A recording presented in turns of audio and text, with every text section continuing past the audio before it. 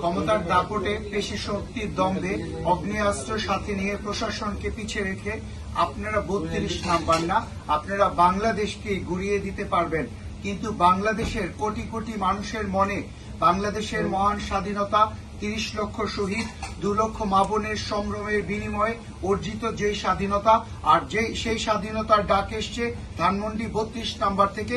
মানুষের মনে, বাংলাদেশের প্রত্যেকটি মানুষের মনে যে 32 নাম্বারের প্রতি অনুভূতি, আবেগ রয়েছে, তা আপনারা কখনোই ভেঙে দিতে পারবেন না আর মুছে দিতে পারবেন না।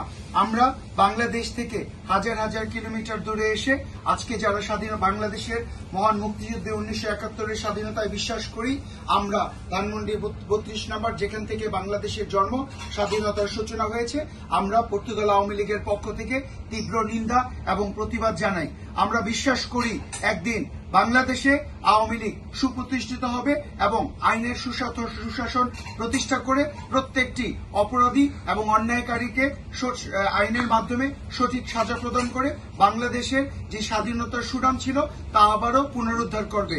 আমরা আস্থা রাখি শেখ হাসিনায় এবং বঙ্গবন্ধুর স্বপ্নের সোনার বাংলায়। সবাই ভালো থাকবেন। জয় বাংলা, জয় বঙ্গবন্ধু।